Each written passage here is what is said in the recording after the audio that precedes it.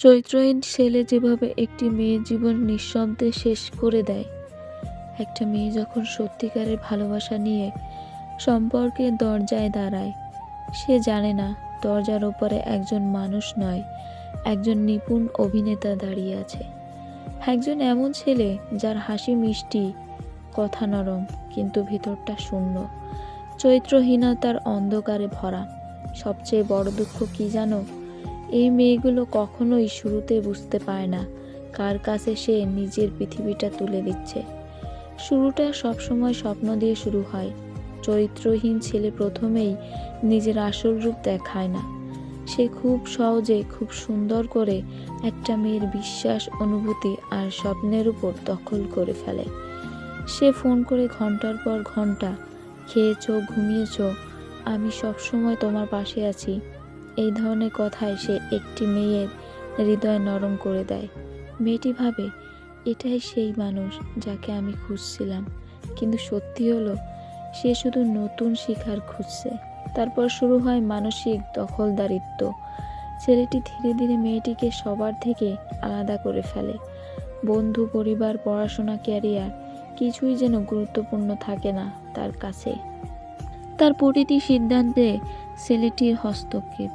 ওর সাথে কথা বলবে না, ওই জায়গায় যাবে না, তুমি যাকে বন্ধু ভাবো সে ভালো না।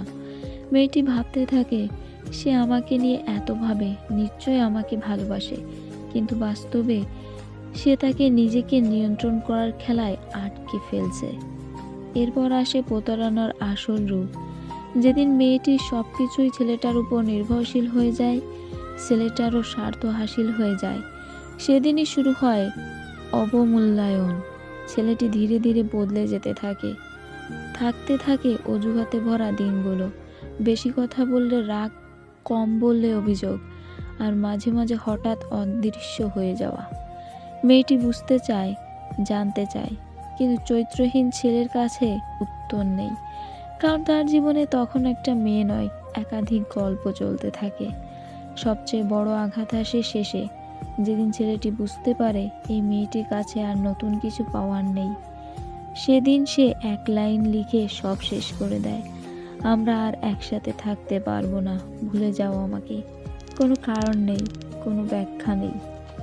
কিন্তু মেয়েটির জীবন সেদিনই যেন ভেঙে চুরমার হয়ে যায়। বাইরে কেউ দেখে না, কিন্তু ভেতরে মেয়েটির মরে যেতে থাকে।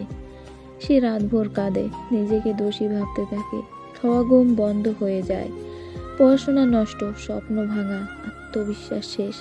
অনেক মেয়ে এভাবে মানসিকভাবে ভেঙে পড়ে, নিজেকে তুচ্ছ মনে করতে থাকে, যেন সে কিছুই না, যেন সে কাউকে পাওয়ার যোগ্য না।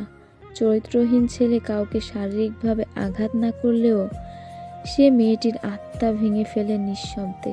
শেষ কথা, এখানেই আসল আগুনটা। চরিত্রহীন ছেলের সবচেয়ে বড় অপরাধ হলো সে মেয়েটির বিশ্বাস মেরে ফেলে।